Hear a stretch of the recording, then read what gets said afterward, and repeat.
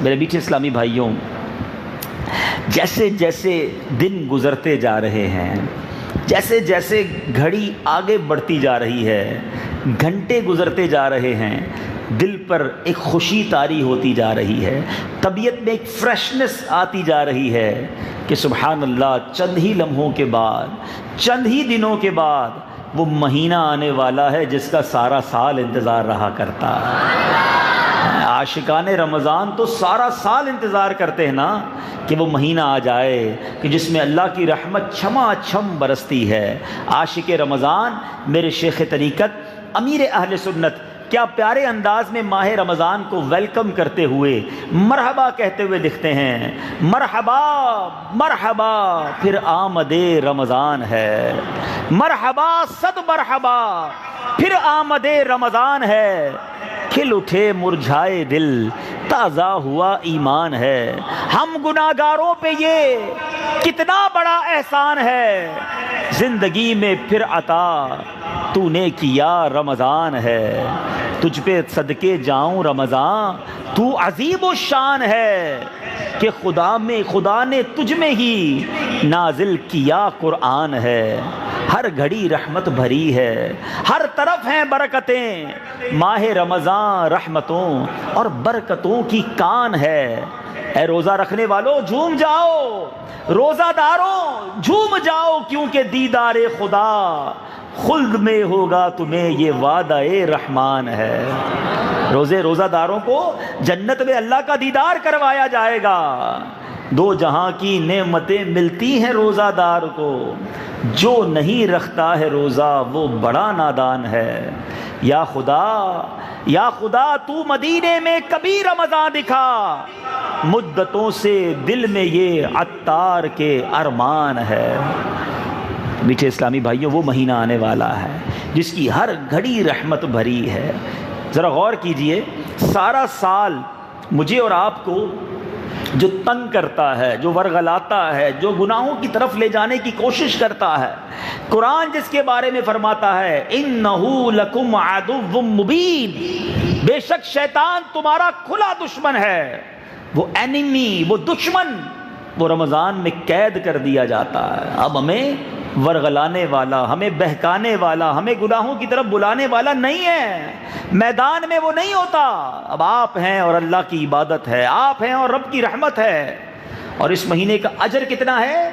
احادیث کا مضمون ہے کہ اس مہینے میں نیکیوں کا اجر بڑھا دیا جاتا ہے، نفل کا ثواب فرض کے برابر، فرض کا ثواب 70 گنا کر دیا جاتا ہے۔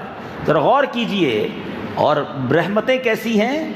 حدیثوں کا مضمون ہے کہ روزانہ افطار کے وقت رمضان میں 10 لاکھ گناہگار جہنم سے آزاد کر دیے جاتے ہیں، ڈیلی 10 لاکھ گناہگار۔ اور سبحان اللہ، آج جمعرات ہے نا، بڑی رات ہے، مبارک رات ہے، مگر صحیح بتاؤں جو اگلی جمعرات ہے نا، اللہ وہ رمضان میں آنی ہے۔ وہ جمعرات اور جمعہ کا دن رمضان میں جب آتا ہے، احادیث کا یہ مضمون ہے کہ جب رمضان میں جمعرات آتی ہے اور جمعہ کا دن آتا ہے، ہر گھڑی، ایوری مومنٹ اللہ تعالیٰ 10 لاکھ گناہگاروں کو جہنم سے آزاد فرماتا ہے۔ یعنی گویا مغفرت کی اسکیم آ گئی ہے، مغفرت کا اعلان آ گیا ہے۔ رمضان کی راتوں میں رحمت کا ندا دینے والا فرشتہ یہ ندا دیتا ہے کوئی مانگنے والا کہ اس کی دعا پوری کی جائے، ہے کوئی مغفرت کا سوالی کہ اس کا سوال پورا کیا جائے، ہے کوئی توبہ کرنے والا کہ اس کی توبہ قبول کر لی جائے۔ کس اجر اور کس نعمت کی بات کی جائے۔ رمضان میں بندہ خرچ کرے، اسے اللہ کی راہ میں گویا جہاد میں خرچ کرنے کا ثواب عطا فرمایا جاتا ہے۔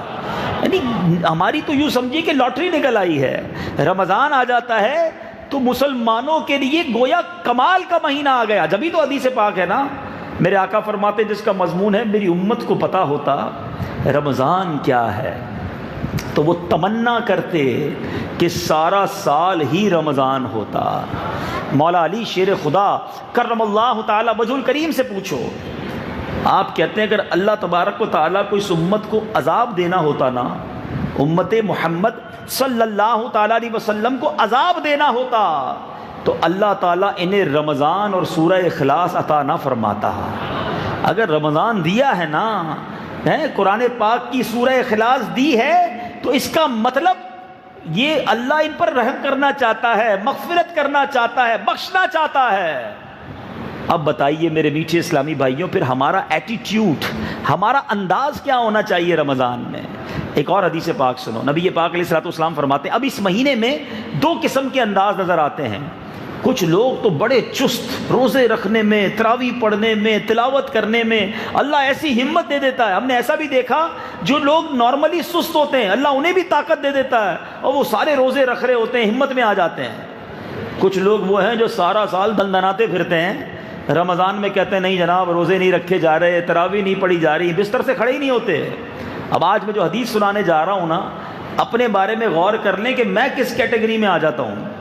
اللہ کے حبیب علیہ الصلوۃ والسلام فرماتے تم پر ایسا مہینہ آیا ہے جس سے بہتر کوئی مہینہ نہیں آیا، اور منافقوں پر اس سے سخت مہینہ کوئی نہیں آیا۔ رمضان منافقوں پر سخت ہے، مومنوں کے لیے بہت بڑی نعمت ہے۔ اللہ کے حبیب فرماتے ہیں بے شک اللہ پاک اس کے نوافل اور اس کے ثواب کو شروع ہونے سے پہلے لکھ دیتا ہے، اور کوئی شک نہیں کہ مومن کے اندر اس مہینے میں عبادت کی قوت لوٹائی جاتی ہے، اور منافق میں غفلت۔ مومن کے لیے مہینہ غنیمت ہے، اور منافق کے لیے بوجھ، منافق کے لیے برڈن ہے۔ اب سوچے میرا وہ بھائی، سوچے وہ اسلامی بھائی، یہ سوشل میڈیا پہ جو مجھے لائیو سن رہے ہیں اپنے بارے میں سوچیں کہ جب رمضان آتا ہے میں اسے سعادت سمجھتا ہوں، غنیمت سمجھتا ہوں، اللہ کا احسان سمجھتا ہوں، یا رمضان آئے تو برڈن فیل کرتے ہیں، او ہو رمضان آ گیا ہے، گرمیوں میں آیا ہے، روزے رکھنے پڑیں گے، تراویح پڑھنی پڑے گی، اللہ اللہ اللہ۔ افسوس ہے اس شخص پر کہ جو روزوں کو، تراویحوں کو، صدقات کو، خیرات کو، نیکیوں کو بوجھ سمجھ رہا ہے۔ پوچھو ان سے جو ہاسپٹل میں پڑے ہیں، کئی ایسے مریض ہیں جو رو رہے ہیں کہ کاش صحت ہوتی تو ہم بھی رمضان میں روزے رکھتے، پیر سلامت ہوتے تو ہم بھی تراویح پڑھتے۔ وہ ترس رہے ہیں عبادت کو، تمہیں اللہ نے اٹا کٹا بنایا ہے، تمہیں رب نے صحت دی ہے، مگر تمہیں روزے بھاری لگ رہے ہیں، تمہیں روزے اور تراویح بوجھ لگ رہا ہے۔ ارے یہ مہینہ تو رحمتوں اور ہماری اور آپ کی بخشش کے لیے آیا۔ بد نصیب ہے وہ شخص جو اس مہینے میں بخشش کی طرف گویا دوڑ لگانے کی بجائے سستی اور غفلت کی طرف چلا جاتا ہے۔ ہمارے صحابہ سارا سال رمضان کا انتظار کرتے، اور جب رمضان آتا تو سارے کام کاج چھوڑ کر مسجد میں بیٹھ جاتے، عبادت کرتے۔ مگر آج تیاری ہم کیا کر رہے ہیں؟ پریپریشن کیا ہو رہی ہے؟ اگر کوئی عام آدمی بازار کا ایک راؤنڈ لگائے اور دیکھنا چاہے کہ رمضان کی تیاری کیسے ہو رہی ہے، تو اسے لگے گا کہ اسٹور جتنے ہیں وہ اپنا سامان بھر رہے ہیں، کیونکہ جناب رمضان میں فروٹ بکے گا، رمضان میں بہت ساری بسکٹس بکیں گے، تو سموسے پکوڑے کی آئٹم بکیں گی، تو جناب شربت بکیں گے، تو کیچپ بکے گی، تو اب اس کے لیے انتظام ہو رہے ہیں۔ گھر والوں سے پوچھو تمہاری تیاری کیا ہے، تو بس وہ لسٹ بنا لی ہے کہ افطاری کے سامان میں کیا کیا خریدنا ہے، تو بس ایک دو دن میں جا کے وہ خریدنا ہے۔ ریسٹورنٹ اور ہوٹل والوں کو دیکھیں تو تھوڑے دنوں میں بورڈ لگ گئے ہوں گے یا لگنے والے ہوں گے، افطار اسکیم، تو سحری اسکیم، تو رات کو کھانا اتنے بجے، تو اتنے کا جناب کھانا یوں، تو یہ ڈسکاؤنٹ۔ یعنی میں یہ سمجھتا ہوں کہ اگر ہم تھوڑا سا دورہ کریں، یا کوئی نیوٹرل آدمی کوئی باہر سے آ جائے کہ دیکھوں ذرا مسلمان رمضان کی تیاری کیا کر رہے ہیں، تو وہ یہ سمجھ کے جائے گا کہ رمضان جو ہے نا مسلمانوں کا کھانے پینے کا مہینہ ہے۔ کوئی فوڈ فیسٹیول آتا ہے جس میں ان کی پلاننگ ہوتی ہے کہ اچھے اچھے کھانے کھانے ہیں، اچھی اچھی جناب ہوٹلوں میں جانا ہے، فلاں اسٹور سے یہ خریدنا ہے، سحری افطاری میں یہ پکانا ہے۔ یعنی مجھے یہ بتائیں ہمارے گھر والوں یا دکانداروں کی پوری پلاننگ میں قرآن اسکیم کہاں ہے؟ تلاوت اسکیم کہاں ہے؟ تراویح اسکیم کدھر ہے؟ روزے میں دعائیں کدھر مانگنی ہے؟ یہ کون سوچتا ہے؟ یعنی میں نے اس رمضان کو عبادت میں کیسے گزارنا ہے، اس کا پلان کہاں ہے؟ ایک ہی پلان ہے کہ افطاری کیسے کرنی ہے، سحری کیسے کرنی ہے۔ جو نوجوان بیٹھے ہیں انہوں نے شاید پلان کر لیا ہوگا کرکٹ کے ٹورنامنٹ کدھر بنانے ہیں۔ توبہ توبہ توبہ، سوچئے ہم کدھر جا رہے ہیں؟ رمضان ہمیں بخشوانے آ رہا ہے، رمضان رحمتوں کا مہینہ آ رہا ہے، اور ہم رمضان کو کچھ اور سمجھ رہے ہیں۔ کھانے پینے کے لیے زندگی پڑی ہے. یعنی ہمارے کئی یار دوست ایسے ہیں کہ رمضان گزرتا ہے تو ان کا وزن بڑھ جاتا ہے. کوئی کہے یار روزہ رکھا نہیں کیا؟ کہ نہیں رکھے پورے روزے. تو پھر وزن کیسے بڑھ گیا؟ تو بھائی افطار میں اس لیے زیادہ کھاتا تھا کہ سارا دن بھوکا رہا, سحری میں اس لیے زیادہ کھاتا تھا کہ سارا دن بھوکا رہنا ہے, اور بیچ میں رات کو اس لیے کھاتا تھا کہ پھر موقع نہیں ملے گا. تو دن میں 4 بار کھانا کھاتے ہیں. تو رمضان 30 دن روزے رکھنے کے بعد 5 کلو وزن بھی بڑھ گیا. تو اس کا مطلب کیا کیا ہم نے رمضان میں؟ عبادت کدھر ہے؟ خدا را سمجھو. اگر آج کوئی ایسی اسکیم اناؤنس ہو جائے کہ جناب یہ 1 مہینہ ہے, اس میں جتنا کماؤ گے, جتنی بھی تنخواہ ملے گی اس کو ڈبل کر دیا جائے گا, 5 گنا کر دیا جائے گا, ہم کتنا کام کریں گے؟ کمال ہے یار, جتنا کمائیں گے 5 گنا. رمضان میں تو کئی گنا بڑھا دیا گیا اجر. مگر قرآن پڑھنے والے کتنے, قرآن سمجھنے والے کتنے, صحیح معنوں میں روزہ رکھنے والے کتنے. اچھا پھر روزے کو بھی بہت سارے لوگوں نے صرف کھانے پینے سے رکنے کا نام روزہ سمجھا ہے.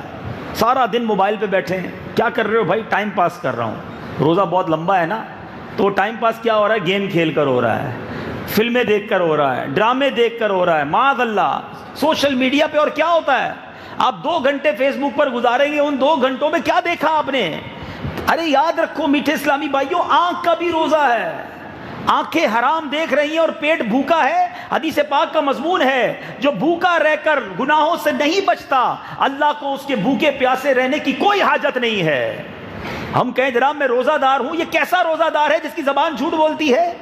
روزے میں لوگ گالیاں نکال رہے ہوتے ہیں, اور پہلے 4-5 دن تو ہر آدمی روڈ پہ لڑ رہا ہوتا ہے.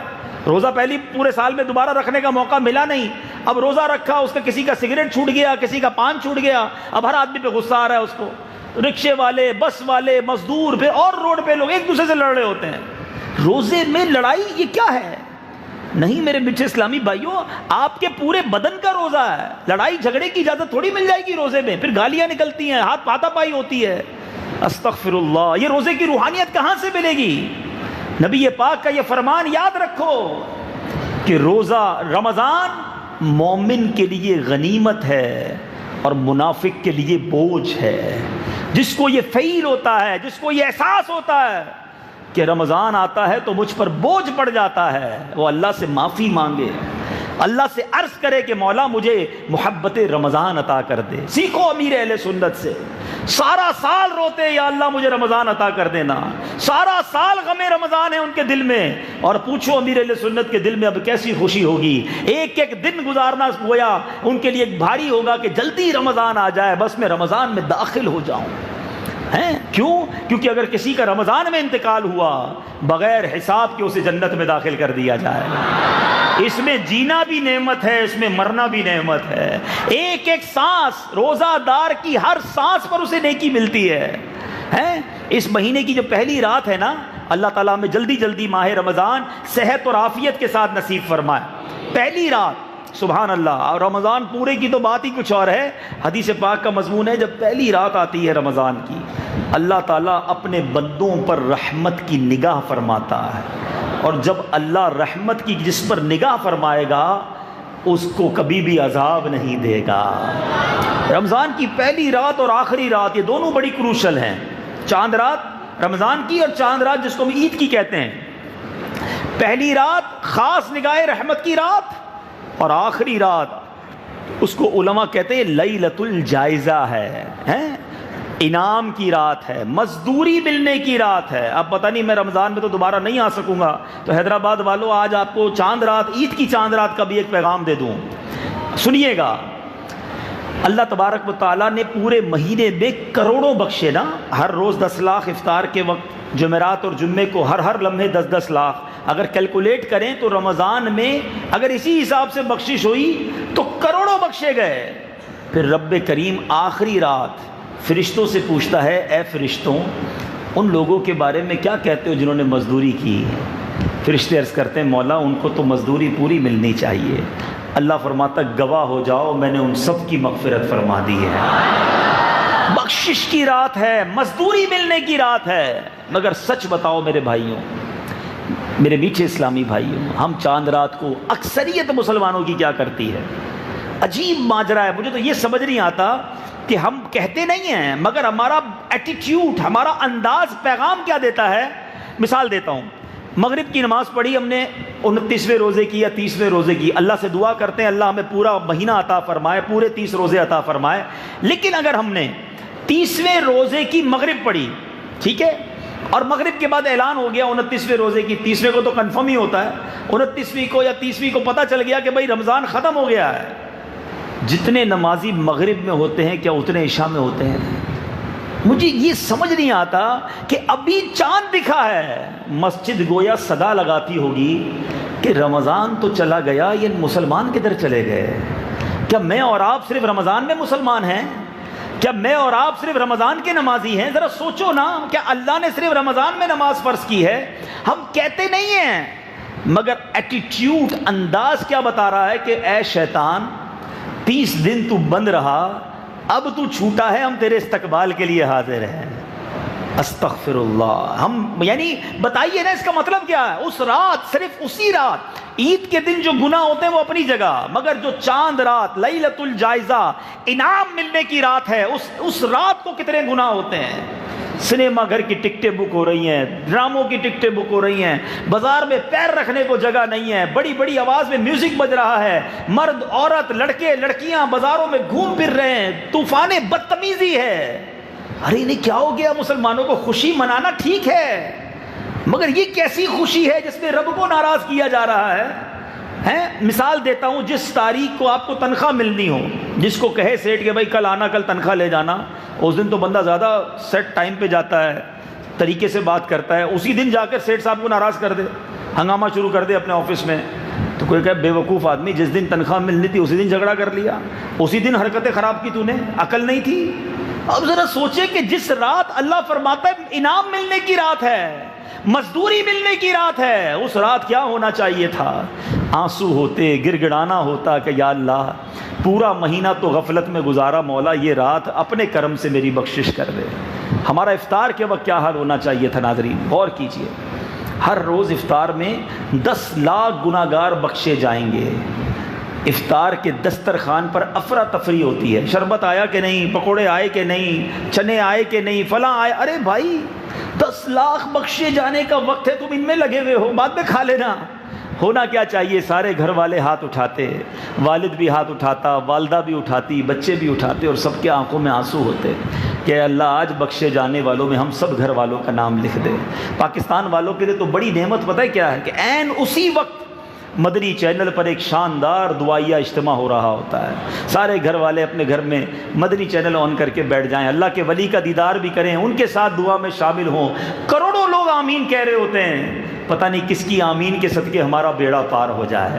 آؤ نیت کرتے ہیں اس بار افطار کا وقت ضائع نہیں کریں گے، انشاءاللہ دعاؤں میں گزاریں گے. یہاں آ جائیں، یہاں امید ہے روزانہ افطار کے وقت دعا کا انتظام ہوتا ہوگا، مدنی چینل پر انتظام ہوتا ہے، جب مہینے بھر کا اعتکاف ہوتا ہے، سبحان اللہ، ان لوگوں کے ساتھ جا کر افطار کریں. میں تو مشورہ یہ دوں گا، بھائی کھانے ہیں نا آپ کو سموسے پکوڑے، وہ مغرب کے بعد جا کے کھا لینا، مغرب سے پہلے آ کر یہاں سادہ سی افطار کر لو، اور کم از کم دعا تو کر لو. یہ وقت ہے مانگنے کا، اس میں مانگ لو اپنے رب سے.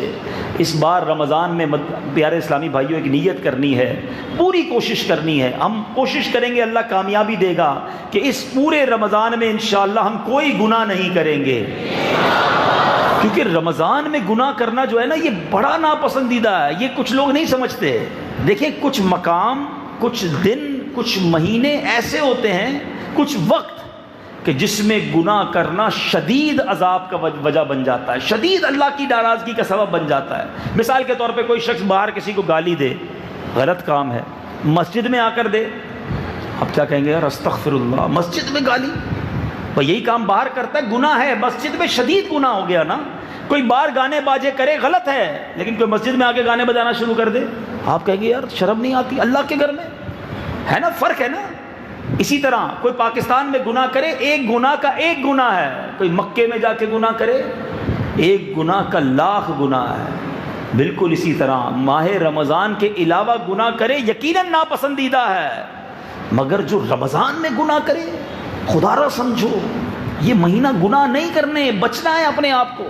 اتنا سخت عذاب ہے کہ ایک بار مولا علی کرم اللہ تعالی وجہ الکریم ایک قبر کے پاس سے گزرے، اور آپ نے اس قبر والے کے بارے میں اللہ سے عرض کی کہ یا اللہ میں اس قبر کے حالات دیکھنا چاہتا ہوں. اس قبر والے کو جب دکھایا گیا تو دیکھا کہ وہ قبر والا آگ میں الٹ پلٹ کیا جا رہا ہے، جل رہا ہے عذاب، اور آپ کو پکار رہا ہے یا علی مجھے بچائیے، میری سفارش کیجئے، انا غریق فی النار وحریق فی النار۔ آپ نے اللہ کی بارگاہ میں دعا کی، مولا اس بندے کو بخش دے، معاف کر دے۔ ارشاد ہوتا ہے اے علی اس بندے کی سفارش نہ کریں، مولا علی کو منع کیا جا رہا ہے، کیوں؟ آپ نے کہا یا اللہ کیا وجہ ہے؟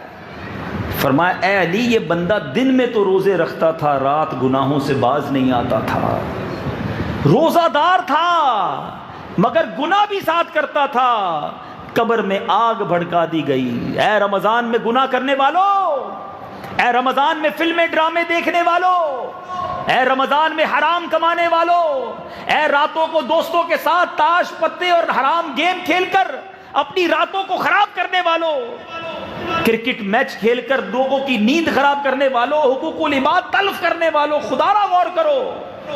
یہ رمضان اس لیے نہیں آیا ہے کہ اللہ کو ناراض کیا جائے، ایک ناراضگی، ایک گناہ کہیں رمضان میں ہماری بربادی کا سبب نہ بن جائے۔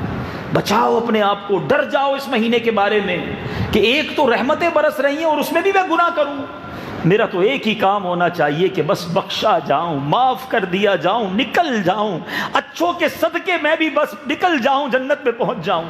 یہی فکر ہو، یہی آنسو ہو، یہی دعائیں ہوں کہ اللہ جن کے روزے قبول کیے ان کا واسطہ میرے بھی قبول کر لے، جن کی تراویح قبول کی ان کا واسطہ میرے ٹوٹے پھوٹے سجدے قبول کر لے، جن کے صدقے خیرات زکاتیں تو نے قبول کی، اے اللہ میری اخلاص سے آری زکات، اخلاص کے بغیر دیے ہوئے صدقے چھوٹے موٹے جو میں نے دیے مالک قبول فرما لے۔ ہمارا کام تو رمضان میں ایک ہی ہونا چاہیے، کیوں؟ وہ آمین یاد رکھنا میٹھے اسلامی بھائیوں، جس میں نبی پاک علیہ الصلوۃ والسلام نے فرمایا کہ پیارے آقا نے منبر اقدس پر قدم رکھا اور آمین کہا۔ لوگوں نے کہا حضور آپ نے آمین کیوں کہا؟ ارشاد فرمایا جبریل امین آئے تھے اور انہوں نے دعا کی جس کا مضمون یہ ہے کہ یا اللہ وہ برباد ہو جائے جو رمضان پائے اور اپنی مغفرت نہ کروا سکے۔ اللہ کے حبیب فرماتے میں نے اس دعا پر آمین کہی ہے۔ سوچو تو صحیح، اے حیدرآباد میں اتنی بڑی تعداد میں آنے والے عاشقان رسول، سوچو کہ دعا کرنے والا کون ہے؟ جبریل امین ہے، فرشتوں کے سردار ہیں، اور اس دعا پر آمین کہنے والے ہمارے آقا نبیوں کے سردار ہیں۔ There is no doubt، اس دعا کے قبول ہونے میں کوئی شک نہیں ہے۔ اس کا مطلب وہ بندہ برباد ہی ہوگا جو رمضان کو حاصل کرے اور اپنی بخشش نہ کروا سکے۔ پلیز تیار ہو جاؤ، اپنے آپ کو خوب نیکیوں کے لیے تیار کر لو، گناہوں سے بچانے کے لیے تیار کر لو، اور اس کے لیے ہمیں بری صحبت چھوڑنی ہوگی۔ وہ دوست نہیں چاہیے جو کہیں چلو بھائی چلو رات رمضان کی تو گھومنے پھرنے کی، کھانے پینے کی، کھیلنے کودنے کی ہے، ٹائم پاس کرنا ہے۔ مجھے نہیں چاہیے وہ دوست۔ اگر آپ گناہ سے نہیں بچ سکتے نا، میں آپ کو پلیز جو آپ کو بھائیوں والا مشورہ دے رہا ہوں، آپ کو لگتا ہے کہ یار میں نیکیاں بھی نہیں کر سکتا اور گناہوں سے بچنا بھی بہت مشکل ہے، تو آپ بہتر یہ سو جائیں، وہ آپ کے لیے زیادہ بہتر ہے۔ جاگ کر گناہ کرنے سے بہتر ہے آپ زیادہ سو جائیں۔ لیکن مشورہ یہی دوں گا کہ سونے کے لیے، کھانے کے لیے، گھومنے پھرنے کے لیے ساری زندگی پڑی ہے۔ یہ مہینہ میرے آقا کیا کرتے تھے، آؤ آخر میں آپ کو بتاتا ہوں میرے آقا کا انداز کیا تھا۔ ایک عاشق رسول یہ پوچھ سکتا ہے کہ ذرا یہ بتا دیجئے کہ میرے آقا مدینے والے مصطفیٰ صلی اللہ تعالیٰ علیہ وسلم کا رمضان کیسے ہوتا تھا؟ تو نبی پاک کا رمضان کیسا ہوتا؟ بی بی عائشہ فرماتی ہیں رضی اللہ تعالی عنہا کہ جب رمضان آتا تو میرے آقا بستر پر تشریف نہ لاتے تھے، بستر چھوڑ دیتے تھے، بس دعائیں تھیں، التجائیں تھیں، نمازیں تھیں، قرآن کا دور کرتے، جبریل امین آتے تھے اور نبی پاک ان کے ساتھ قرآن کا دور کیا کرتے تھے۔ خوف خدا سے نبی پاک کے چہرے کا رنگ متغیر، رنگ مبارک بدل جاتا تھا، اتنا خوف چہرہ انور پر طاری ہوتا تھا، خوب گر گراتے تھے، خوب دعائیں کرتے تھے۔ میرے آقا کا حال یہ ہے کہ بستر چھوڑ دیں، اور گناہگار غلام کا حال یہ ہے کہ وہ بستر ہی نہ چھوڑے، یا تو سوتا رہے یا کھاتا رہے پیتا رہے۔ اس لیے آیا رمضان۔ اب تو بدقسمتی سے افسوس کے ساتھ کہنا پڑتا ہے کہ بہت بڑی تعداد روزے نہیں رکھتی۔ ارے جناب بڑے گرمی کے روزے ہیں، سر میں درد ہے، آج کل نزلہ ہو گیا ہے، بس یار کام کاج میں بڑا بیزی ہوتا ہوں، استغفر اللہ استغفر اللہ۔ آپ سمجھتے ہیں روزہ چھوڑنا کتنا بڑا گناہ ہے، اللہ کو کس قدر سخت ناپسند ہے؟ روایتوں میں آتا ہے جو جان بوجھ کر ایک روزہ رمضان کا قضا کر لے 9 لاکھ برس اسے جہنم کی آگ میں جلایا جائے گا۔ میں اور آپ یہ طے نہیں کر سکتے کہ ہماری بیماری کتنی ہے کہ ہم روزہ چھوڑ دیں۔ یقیناً کچھ کنڈیشنز میں روزہ چھوڑنے کی اجازت ہے، مگر وہ بیماری ایک لیول ہے، اس پہ میں اور آپ طے نہیں کریں گے۔ اگر کوئی ڈاکٹر بیٹھا ہے وہ بھی خدا کا خوف کرے، چھوٹی چھوٹی بات پر مریض کو کہتے ہیں نہیں آپ شوگر کے مریض ہیں آپ روزہ نہ رکھا کریں، آپ بلڈ پریشر کے مریض ہیں نہ جناب آپ روزہ نہ رکھیں، روزہ آپ کے لیے بڑی تکلیف کا باعث بن جائے گا۔ اللہ کا خوف کرو، واقعی دیکھو کہ یہ روزہ رکھنا اس کے لیے بیماری کا باعث بنے گا۔ میرے آقا فرماتے ہیں، حدیث پاک کا مضمون ہے، روزہ رکھو صحت مند ہو جاؤ گے۔ روزہ تو صحت لاتا ہے، آپ دوائی کا پلان اس طرح دینا کہ یہ سحری میں کھا لینا، یہ افطار میں کھا لینا، رات کو یہ دوائی پی لینا اور روزہ رکھیے گا۔ یقیناً بیماروں کو روزہ رکھنے کی کچھ کنڈیشنز میں روزہ چھوڑنے کی اجازت ہے، مگر دھڑلے کے ساتھ ڈاکٹر صاحبان بول دیتے ہیں اور ہم بھی مان لیتے، جی ڈاکٹر صاحب بڑی مہربانی آپ نے سر میں درد ہے اور روزہ رکھنے کا منع کر دیا۔ ڈاکٹر ہے، مفتی تھوڑی ہے، وہ ڈاکٹر بچائے گا جہنم کی آگ سے تم کو؟ بہترین طریقہ بتاتا ہوں کہ جب آپ کو کوئی ایسی پرابلم ہے اور آپ سمجھتے ہیں کہ آپ کو روزہ چھوڑنا ہے، پہلے کسی صحیح عالم دین مفتی کے پاس جائیے، مشورہ کیجئے کہ مجھے یہ بیماری ہے اور ڈاکٹر نے یہ کہا ہے، اب بتائیے میں کیا کروں۔ اب اگر مفتی اسلام آپ کو کہتے ہیں کہ ٹھیک ہے آپ کو اجازت ہے روزہ چھوڑنے کی، پھر یہ ہمت کرو نا، ورنہ روزے کی برکتیں ایسی ہیں، حدیث پاک کا مضمون ہے کہ اگر بندہ رمضان کا ایک روزہ قضا کر بھی لے اور ساری زندگی اس کے بدلے روزہ رکھے یا پورا سال بھی روزہ رکھے تو اس ایک روزے کی برکتیں نہیں پا سکتا۔ روزہ تو اللہ کی طرف سے اتنی بڑی نعمت ہے، روزے کے فضائل میں بیان کروں تو ایمان تازہ ہو جائے، مگر آؤ اس سے پہلے ایک 10 سالہ کم و بیش 10 سالہ بچے کا کیسا ایمان تھا وہ بتاتا ہوں۔ سیدی امام اہل سنت مولانا شاہ امام احمد رضا خان کی روزہ کشائی تھی، 10 سال کے قریب عمر تھی، گرمیوں کے دن تھے۔ اے گرمیوں میں گھبرانے والوں سنو، بریلی کے تاجدار کی عمر ابھی 10 سال ہے، والد صاحب نے دیکھا بیٹا نڈھال ہو گیا ہے، عصر کا وقت ہے، پہلا ہی روزہ ہے، روزہ کشائی ہے، مہمان بھی آ گئے ہیں، مگر بیٹا نڈھال ہے، کمرے میں لے گئے، دروازہ بند کیا، کہا بیٹا تھوڑی سی فیرنی کھا لو، ابھی بہت دیر ہے افطار میں، تمہاری طبیعت ڈھل گئی ہے، کچھ کھا لو۔ کہا بابا جان میرا تو روزہ ہے۔ والد صاحب کہتے ہیں بیٹا بچوں کا روزہ ایسا ہی ہوتا ہے، کوئی دیکھ نہیں رہا تم کھا لو۔ کہ بابا جان جس کا روزہ رکھا ہے وہ تو دیکھ رہا ہے نا، اللہ تو دیکھ رہا ہے نا۔ آپ کے والد گرامی کی آنکھوں میں آنسو آ گئے، آپ کو سینے لگا لیا۔ وہ 10 سال کا بچہ یہ سوچ رہا ہے کہ اللہ دیکھ رہا ہے، ادھر 30 سال 40 سال 25 سال اٹا کٹا نوجوان ہے، کہتا ہے یار بس اب کوئی ضرورت نہیں روزہ رکھنے کی۔ توبہ توبہ توبہ، کیا جواب دو گے اللہ کی بارگاہ میں؟ خدا کے واسطے اپنے حال پر رحم کرو، روزہ رکھنا ہے۔ ہاں اگر آپ کا کام مشکل ہے، مزدوری کرتے ہو، محنت کا کام کرتے ہو اور آپ کو لگتا ہے کہ جناب افطار تک میں نڈھال ہو جاتا ہوں، تو آپ کام کو کم کیجئے، روزے کو بنا ختم نہ کیجئے۔ اپنی نوکری، اپنی جاب، اپنی مزدوری تھوڑی کر دیجئے، تھوڑے پیسے کم ہو جائے کوئی بات نہیں، روزے کو مت کہو مجھے کام ہے، کام کو کہو کہ مجھے روزہ رکھنا ہے۔ اپنے کام کو مختصر کیجئے مگر اس فرض کو ادا کیجئے، انشاءاللہ اللہ پاک آپ کے تھوڑے رزق میں بھی برکت ڈال دے گا، آپ کی تھوڑی آمدنی میں بھی برکت ڈال دے گا۔ مگر روزہ چھوڑ کے جو آمدنی کی طرف اور جو پیسے کی طرف جاتے ہیں، یاد رکھنا یہ پیسہ ہی تمہارے لیے سانپ اور بچھو بن جائے گا۔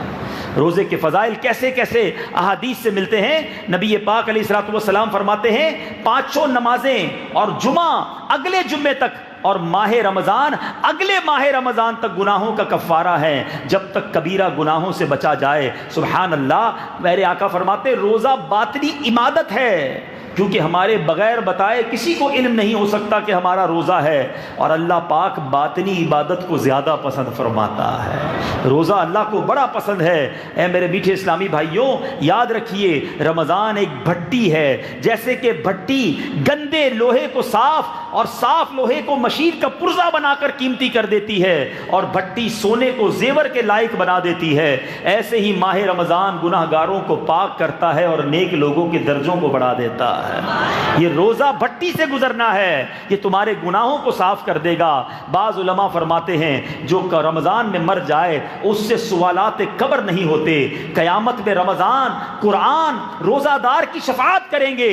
رمضان اللہ سے کہے گا مولا اسے دن میں میں نے کھانے پینے سے روکا تھا, اور قرآن عرض کرے گا یا رب میں نے اسے رات میں تلاوت و تراویح کے ذریعے سونے سے روکا تھا. اللہ ان کی شفاعت قبول فرمائے گا. مگر جو روزہ نہیں رکھتا وہ رمضان کیسے اس کی شفاعت کرے گا؟ جو رات تراویح نہیں پڑھتا, قرآن کی تلاوت نہیں کرتا, قرآن کیسے اس کی شفاعت کرے گا؟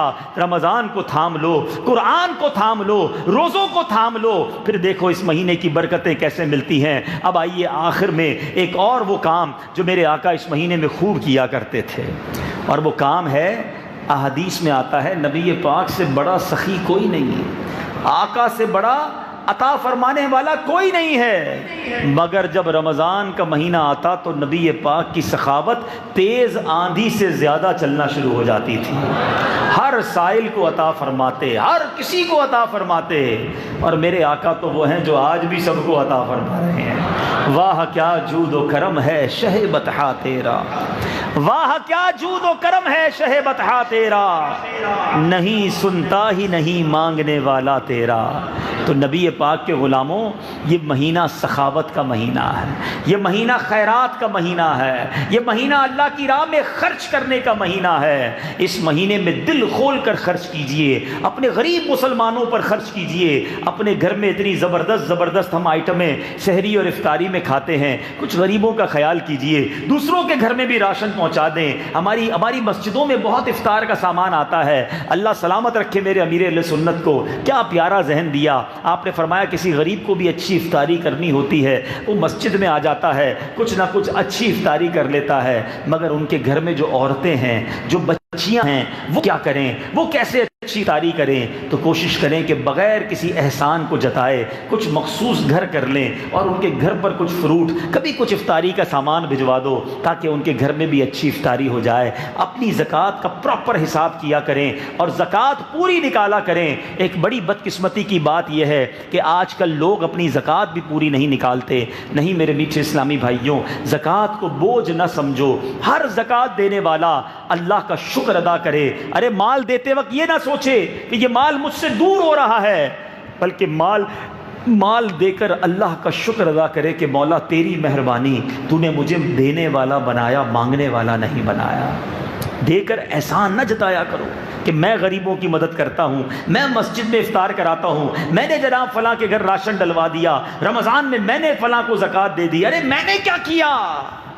اللہ نے دیا تو میں اس قابل بنانا.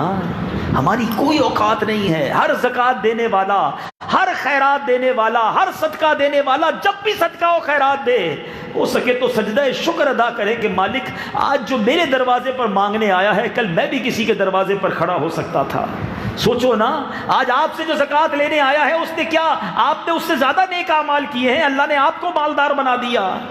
ہمارا کوئی کام اس میں کارنامہ نہیں ہے, صرف اللہ کی مہربانی ہے. جو اگر یہ کہتا ہے کہ پیسہ محنت سے آتا ہے, اگر یہ بات سچ ہوتی تو سارے مزدور کروڑ پتی ہوتے ہیں. جو یہ کہتا ہے پیسہ عقل سے آتا ہے, ہوشیاری سے آتا ہے, تو تمام اسکولوں کے پروفیسر اور ٹیچر سارے ہی کروڑ پتی ہوتے ہیں. ٹیچر ہی رہتا ہے, شاگرد بہت آگے پہنچ جاتا ہے. محنت, ہوشیاری, کسی چیز سے پیسے نہیں ملتے. جسے اللہ چاہتا ہے اسے نوازتا ہے, اور جب یہ نصیب سے دیتا ہے, اللہ کی مہربانی سے ملتا ہے, تو لوگوں کی مدد کرنے میں احسان کیسا. اللہ نے دیا تو میں اس قابل بنانا. زکوٰۃ دیتے ہوئے لوگوں کو تانے دیتے ہیں, جوتے گھسوا دیتے ہیں, کل آنا, پرسوں آنا, بار بار کیوں آتے ہو. ارے نہیں دینا تو نہ دو, ذلیل تو نہ کرو نا. اس لیے مالدار رب نے بنایا کہ تم تکبر کرو گے.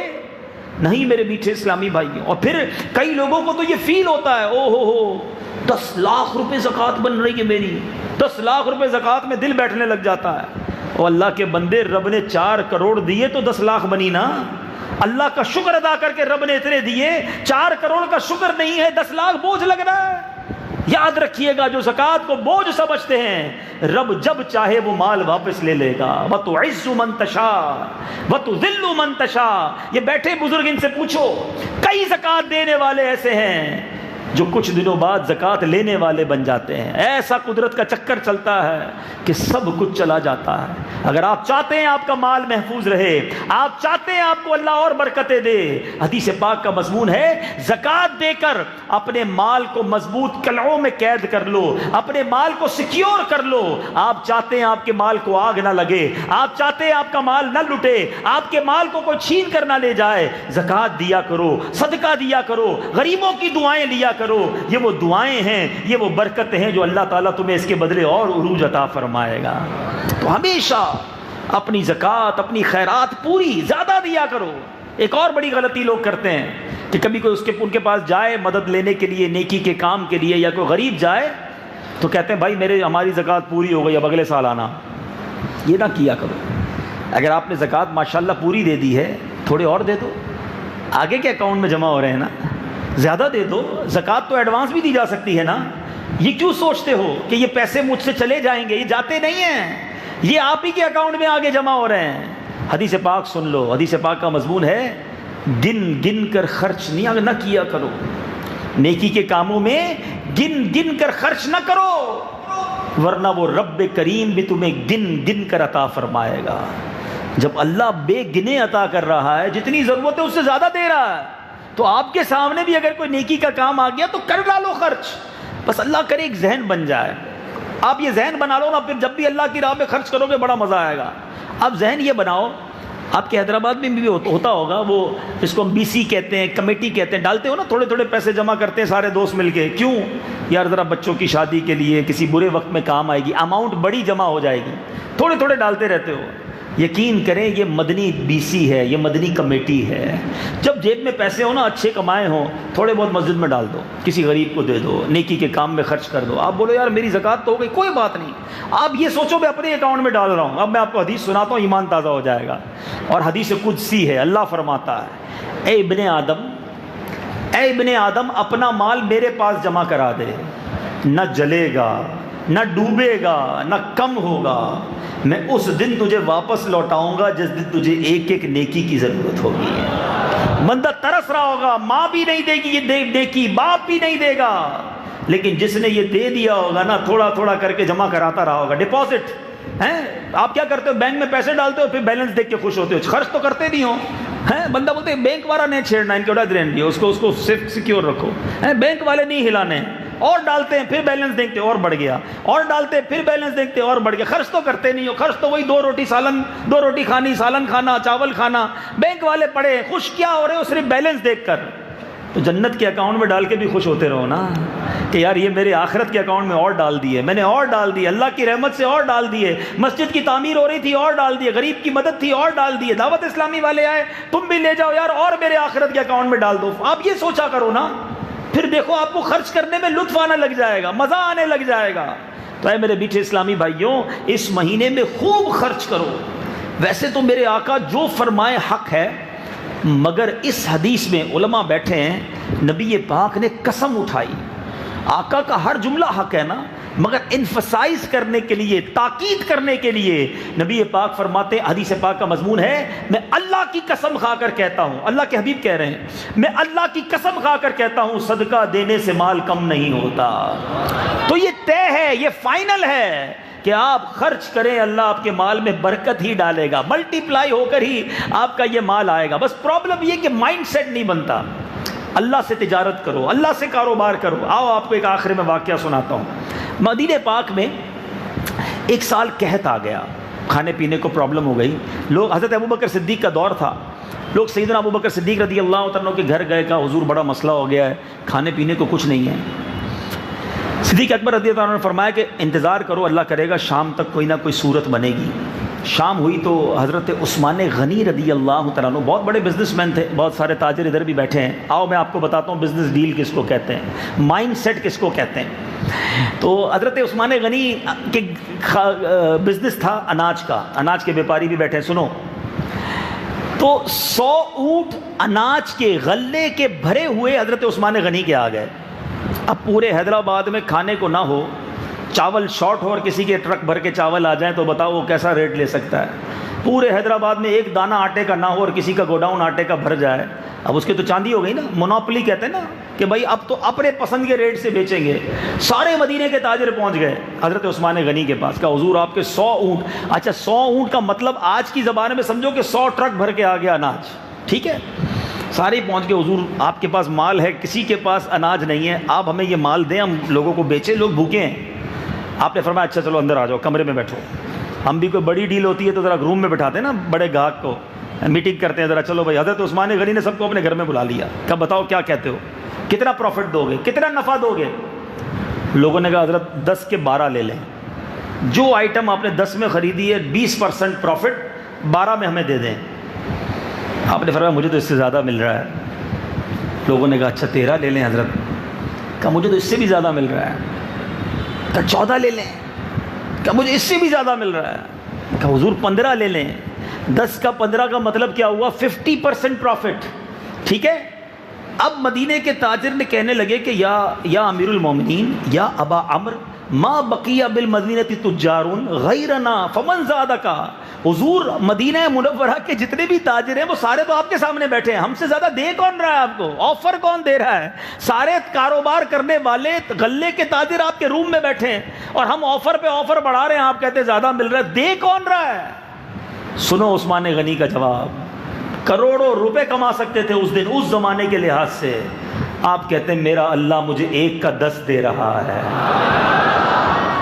1 کا 10 دے رہا ہے، کوئی تم میں سے مجھے اس سے زیادہ دے دے؟ کہتے حضور اس سے زیادہ ہم نہیں دے سکتے۔ کہا گواہ ہو جاؤ، اپنا سارا مال میں مدینے کے فقراء پر خیرات کرتا ہوں، سارا غلہ اپنے اہل مدینہ پر خیرات کر دیا، 1 روپیہ نہیں لیا کسی سے۔ کہتے ہیں میں اللہ سے تجارت کر رہا ہوں، مجھے جواب دو، آپ نے یہ 100 کے 100 اونٹ اللہ کی راہ میں خیرات کیے، کسی کتاب میں پڑھا آپ نے عثمان غنی غریب ہو گئے ہیں، آپ کا خزانہ کم ہو گیا؟ ارے آپ نے 100 اونٹ دیے، اللہ نے آپ کو اس سے بہت زیادہ نواز دیا۔ جو اللہ کی راہ میں خرچ کرتا ہے اللہ اسے ملٹیپلائی کر کے لوٹاتا ہے۔ بس یہ شیطان کا وار ہے کہ لگتا ہے پیسے جیب سے نکل گئے، اکاؤنٹ سے نکل گئے، زکوٰۃ کا چیک بنا دوں گا تو پیسے کم ہو گئے۔ ارے کوئی بے وقوف ہوگا کہ اگر کسی کے کھیت ہوں اور وہ 4 بوری بیج لے کر جائے اور اپنے کھیت میں بیج ڈال کر آئے تو بے وقوف ہی ہوگا جو کہے گا کہ 4 بوری ضائع کر کے آیا، گیا 4 بوری لے کر تھا، واپس خالی ہاتھ آیا۔ بتاؤ وہ بے وقوف ہے کہ نہیں؟ عقل مند کہے گا 4 بوری ڈال کر آیا ہے، تھوڑے دنوں بعد کئی ٹرک بھر کر اناج لائے گا، بیج ڈالے گا تو اناج اگے گا نا، یہ بیج ڈالنا ہے زکوٰۃ۔ اللہ کی راہ میں صدقہ خیرات کرو، خوب زکوٰۃ خرچ کرو، اللہ تمہارے مال میں خوب برکت دے گا۔ رمضان خیرات، زکوٰۃ اور صدقے کا مہینہ ہے، اس میں غریبوں کی مدد کیجئے۔ سب سے پہلے میرے میٹھے اسلامی بھائیوں، شریعت کا حکم یہ ہے آپ اپنے رشتہ داروں کا خیال رکھیں، سب سے پہلے اپنے رشتہ داروں کی مدد کریں۔ لوگ ایک بڑی غلطی کرتے ہیں، اگر آپ کے رشتہ دار غریب ہیں پہلے چیک کر لیں، زکوٰۃ کے مستحق ہیں ان کو گھر پر پہنچائیں۔ بعض اوقات دنیا کو بانٹتے ہیں، اپنے پریشان ہوتے ہیں۔ حدیث پاک کا مضمون ہے اللہ تعالیٰ ان لوگوں پر قیامت کے دن نگاہ رحمت نہیں فرمائے گا جو غیروں کو بانٹیں اور ان کے اپنے پریشان ہوں۔ پہلے اپنوں کو دیں، ٹھیک ہے، اس کے بعد اپنے غریب مسلمان پڑوسیوں کو دیکھیں، اپنے غریب ملازمین کی فکر کریں۔ اس کے بعد میں عرض کروں گا میٹھے اسلامی بھائیوں، عاشقان رسول کی مدنی تحریک دعوت اسلامی جو دنیا بھر میں سنتوں کی خدمت کر رہی ہے، جو ہمیں رمضان کیسے گزارنا ہے بتاتی ہے، جو رمضان میں گناہوں سے کیسے بچانا ہے ہمیں بتاتی ہے۔ ارے پورے مہینے کا اعتکاف تو حدیث میں ہی سنا تھا کہ پیارے آقا نے 1 بار زندگی میں پورے مہینے کا اعتکاف کیا، مگر دنیا میں کہیں پورے مہینے کا اعتکاف نہ سنا تھا۔ اللہ سلامت رکھے امیر اہل سنت کو، کیا فارمولہ لے کر آئے ہیں کہ بندے گناہ سے بچ نہیں پاتے، باہر رہتے ہیں تو گناہوں میں پڑ ہی جاتے ہیں، اگر گناہوں سے بچ کر رمضان گزارنا ہے تو آ جاؤ پورا مہینہ ہی اعتکاف کر لیتے ہیں۔ امیر اہل سنت آج اس عمر میں بھی پورے مہینے کا اعتکاف کرتے ہیں اور ہزاروں مریدوں کو بھی اعتکاف کراتے ہیں، امریکہ سے، یورپ سے، کینیڈا سے، افریقہ سے، عرب ممالک سے، نہ جانے کدھر کدھر سے لوگ اس گرم موسم میں پورے مہینے کا اعتکاف کرنے عالمی مدنی مرکز آ رہے ہیں۔ یہ فیضان نہیں تو کیا ہے، یہ کام نہیں تو کیا ہے۔ دعوت اسلامی کے کس کام کی بات کی جائے، 600 سے زیادہ دارالعلوم ہیں، 2800 سے زیادہ مدرسے ہیں، کل ملا کر 2.25 لاکھ بچے قرآن پاک پاک کی تعلیم حاصل کر رہے ہیں اور درس نظامی کر رہے ہیں۔ سبحان اللہ، اب تک دعوت اسلامی کے مدرسوں سے 84,000 سے زیادہ حافظ قرآن بن چکے ہیں، 2.25 لاکھ سے زیادہ بچوں نے ناظرہ قرآن ختم کر لیا ہے، سال کی 600 سے زیادہ مسجدیں دعوت اسلامی بنا رہی ہے۔ اور تو اور آؤ میں کسی اور جگہ دور نہیں لے جاتا، اسی مہینے کی 22 تاریخ کو، ابھی اس کے 10 دن بھی پورے آج ہوئے ہیں، الحمدللہ جرمنی میں ایک شہر کے اندر دعوت اسلامی نے چرچ خرید کر مسجد کے لیے تعمیر شروع کر دی ہے، چرچ لیا ہے کہ وہاں پر اللہ کو سجدے ہوں گے۔ یعنی یہ تو روزمرہ کے واقعات ہیں کہ دنیا بھر میں دعوت اسلامی اس طرح مسجدیں بناتی چلی جا رہی ہے، تو اربوں روپے کے سینکڑوں کروڑوں روپے کے دعوت اسلامی کے اخراجات ہیں، اور دنیا بھر میں یہ کام ہو رہا ہے۔ میں نے پہلے آپ کو یہ کہا کہ خوب زکوٰۃ دیں، خوب صدقات دیں، پہلے اپنے رشتہ داروں کو دیں، پہلے اپنے ملازمین اور اپنے پڑوسیوں کو دیں، اور اس کے بعد دعوت اسلامی کو ضرور یاد رکھیں۔ جتنے عاشقان رسول ادھر بیٹھے ہیں، میں آج ایک وعدہ آپ سے چاہتا ہوں، آج ایک نیت آپ سے چاہتا ہوں، جو مجھے سوشل میڈیا پہ سن رہے ہیں ان سے بھی میں چاہتا ہوں کہ ایک نیت کر لیں کہ کم از کم اپنی زکوٰۃ کا 50% دعوت اسلامی کو ضرور دیں گے انشاءاللہ۔ ایسے نہیں حیدرآباد والوں۔ اچھا ایک کنفیوژن بھی دور کر دیتا ہوں، کچھ لوگ کہتے ہیں یار دعوت اسلامی کو کیا ضرورت ہے، ان کے پاس تو بہت چندہ آتا ہے، دعوت اسلامی کو تو بہت چندہ آتا ہے، ان کو نہ دو کسی اور کو دے دو۔ چلو آج یہ بھی غلط فہمی دور کر دیتا ہوں۔ پہلے تو آپ کے سوال کا جواب دے دیتا ہوں، دعوت اسلامی کو یقیناً بہت چندہ آتا ہے، اگر بہت چندہ نہ آتا ہوتا تو دعوت اسلامی چلتی کیسے بھائی؟ آپ کو پہلے آج بتاتا ہوں دعوت اسلامی کا خرچہ کتنا ہے۔ سبھی کے پاس موبائل فون ہوگا، ذرا اپنا موبائل فون نکال لیں، 1 منٹ کے لیے نکال لیں۔ ہم ویسے تو اپنے بیان میں موبائل اندر ڈلواتے ہیں، آج نکال لیں، کوئی بات نہیں، چلے نکال لیں، اور موبائل میں کیلکولیٹر ہو تو وہ بھی نکال لیں، کیونکہ زبانی حساب تھوڑا مشکل ہے، اس لیے میں صرف 1 منٹ لوں گا آپ کا، صرف 1 سے 2 منٹ میں اتنی بڑی تحریک دعوت اسلامی کا خرچہ سمجھا دوں گا آپ کو، تاکہ یہ آئندہ کے لیے ذہن سے اتر ہی جائے کہ دعوت اسلامی کو کیا ضرورت ہے۔ آپ کو پتہ ہے دعوت اسلامی کے اجیر کتنے ہیں؟ امپلائیز، وہ لوگ جن کو دعوت اسلامی نے تنخواہ دینی ہوتی ہے، کم و بیش 26,000۔ کتنے ہیں ذرا زور سے بولیں، اور اپنے موبائل کے کیلکولیٹر میں لکھیں 26,000، ٹھیک ہے؟ دعوت اسلامی کی کم سے کم سیلری 15,000 ہے، زیادہ سے زیادہ بہت زیادہ بھی ہے، ظاہر ہے علماء ہیں، مفتیان کرام ہیں، مدنی چینل کے ڈائریکٹرز ہیں، ایوریج اوسط بنا لیتے ہیں ایک اندازہ کرنے کے لیے 20,000 روپے تنخواہ۔ 26,000 کو ملٹیپلائی کریں 20,000 سے، ضرب کریں 20,000 سے، ذرا دیکھیں آپ کا کیلکولیٹر کیا بتاتا ہے آپ کو، کیا جواب آیا؟ 52 کروڑ روپے، یہ ایک مہینے کی تنخواہ ہے۔ اب اس کو ملٹیپلائی کریں 13 سے، 12 تنخواہ، ایک بونس بھی تو دو گے نا، تو 52 کروڑ کو ملٹیپلائی کریں 13 سے، تو آپ میں سے کئیوں کا تو کیلکولیٹر ہی جواب دے دے گا، ٹھیک ہے، اس کا جواب ہی نہیں آ رہا ہوگا، 6.25 ارب روپے، ٹھیک ہے، 676 آ رہا ہے لکھا ہوا، یہ 676 کروڑ ہے، ٹھیک ہے۔ اب اس کو ڈیوائیڈ کریں، ابھی میرا 1 منٹ پورا نہیں ہوا ہے، 1 منٹ ہی پورا کروں گا، ڈیوائیڈ کریں 365 سے، ڈیوائیڈڈ بائی 365، یہ 365 دن ہوتے ہیں نا سال میں، اب کتنا آیا جواب؟ 1,85,00,000 روپے۔ آپ کیلکولیٹر سے کر رہے ہو، مجھے سب زبانی یاد ہے، ٹھیک ہے، 1,85,00,000 روز کی تنخواہ ہے۔ کتنی تنخواہ ہے؟ یہ تقریباً اندازاً ہے 1,85,00,000 روزانہ کا دعوت اسلامی کا خرچہ کس چیز کا ہے؟ صرف تنخواہ کا۔ اس میں مسجدوں کی پلاٹ کی خریداری شامل نہیں ہے، زور سے بولو نا، شامل۔ مسجدیں 600 سے زیادہ دعوت اسلامی بناتی ہے، ان 600 مسجدوں کی تعمیر کا خرچہ شامل، اس میں 55,000 کے قریب بچے دارالعلوم میں جامعۃ المدینہ میں پڑھتے ہیں، جن میں ہزاروں بچے روزانہ کھانا کھاتے ہیں، اس میں ان سب کا کھانا شامل۔ دعوت اسلامی کے 2800 سے زیادہ مدرسے ہیں اور 600 سے زیادہ دارالعلوم ہیں، یہ کل ملا کے 3400 ہو گئے۔ دعوت اسلامی کے فیضان مدینہ ملا لیں، پراپرٹیاں ملائیں تو 5,000 کے قریب پراپرٹیاں ہیں، ان 5,000 پراپرٹیوں کے الیکٹرک کے بل شامل نہیں ہے، ان 5,000 پراپرٹیوں کے پانی کا خرچہ شامل نہیں ہے۔ اچھا جناب، اور آگے چلتے ہیں۔ دعوت اسلامی کے 3 چینل چل رہے ہیں، مدنی چینل اردو، بنگلہ دیش، انگریزی میں، یہ 3 چینل 7 سیٹلائٹ کی فیس بھر رہے ہیں، ہزاروں نہیں لاکھوں ڈالر مہینے کی اس کی فیس ہے، وہ فیس اس خرچے میں شامل نہیں ہے۔ اب بتاؤ خرچہ کتنا ہے دعوت اسلامی کا؟ صرف تنخواہ میں نے آپ کو بتایا آج کا دن کیا تاریخ تھی 2 مئی، ہم نے گزار دیا، رات کو آ کے اجتماع میں بیٹھ گئے، آج بھی دعوت اسلامی کے 1,85,00,000 خرچ ہو چکے ہیں۔ آپ کہتے ہیں دعوت اسلامی کو ضرورت کیا ہے؟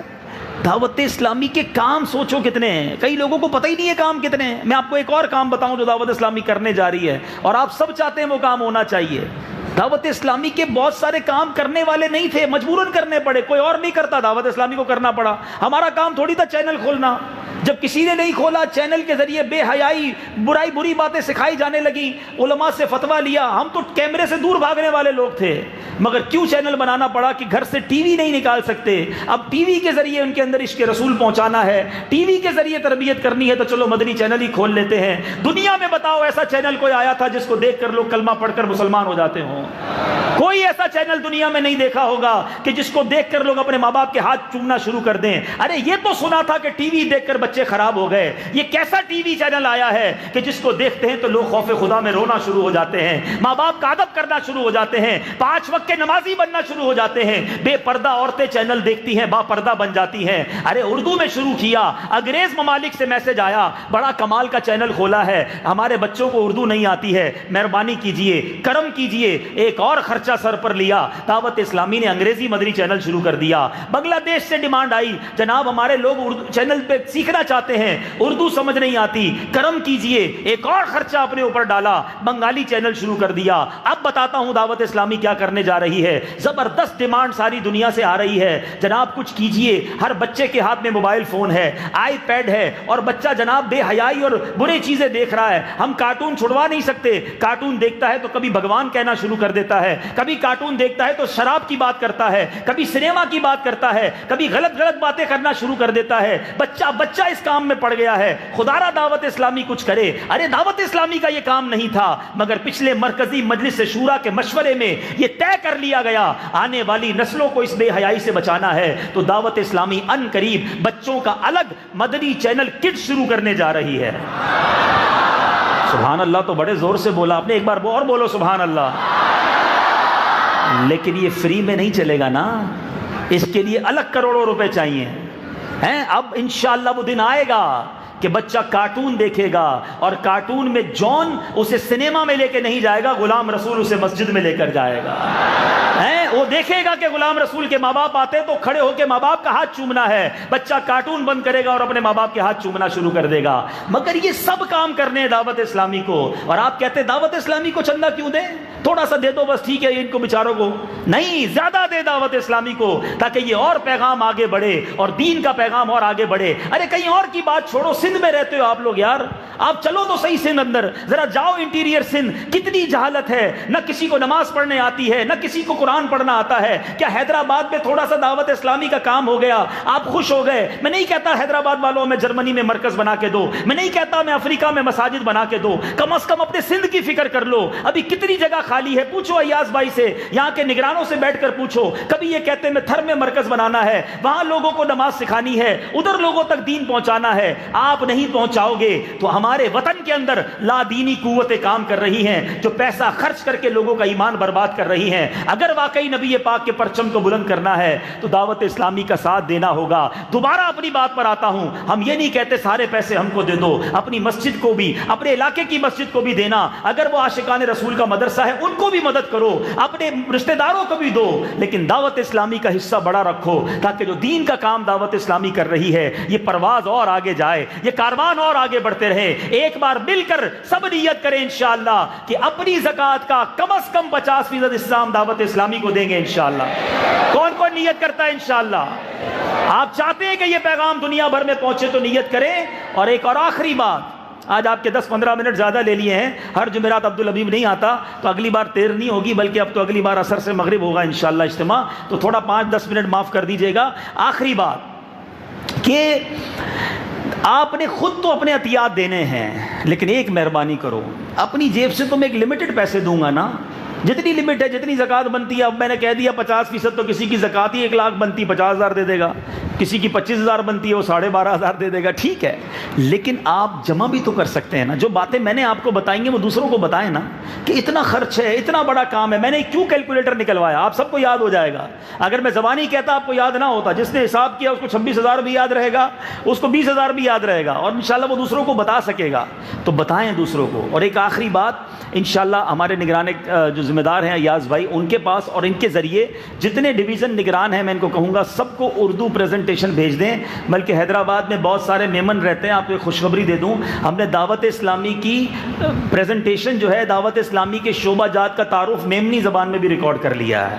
جس کو میمنی زبان میں چاہیے وہ بھی لے لیں، اردو میں بھی لے لیں، اور دکھائیں. واٹس ایپ پہ پتہ نہیں کیا کیا وائرل کرتے ہو یار، یہ وائرل کرو نا، ہر عاشق رسول کے موبائل پر بھیجو کہ یہ ہے دعوت اسلامی کا کام. دیکھیں کتنے شعبے ہیں، 8-10 منٹ کی ویڈیو ہے، وہ دیکھیں گے انشاءاللہ. پھر فون کریں، آپ نے دیکھی ویڈیو؟ کہیں گے ہاں دیکھی. اب بتائیں دعوت اسلامی کی کیا مدد کریں گے. آپ کی زبان، آپ کی کوششوں سے اگر دعوت اسلامی کے لیے عطیات جمع ہو جاتے ہیں تو انشاءاللہ وہ دن دور نہیں ہے کہ ہمارے سندھ کا، میں صرف سندھ کی اگر بات کروں تو سندھ کا بچہ انشاءاللہ نمازی بنے گا، عاشق رسول بنے گا، سنتوں کا پیکر بنے گا. ہمیں سندھی علماء بنانے ہیں. اگر سندھ کی قوم کی تقدیر بدلنی ہے تو ساتھ دیجیے دعوت اسلامی کا. اپنے صوبے، اپنے وطن، اور صرف اپنے صوبے اور اپنے وطن کی فکر کیوں، انشاءاللہ ساری دنیا میں سنتوں کا پرچم لہرائیں گے انشاءاللہ.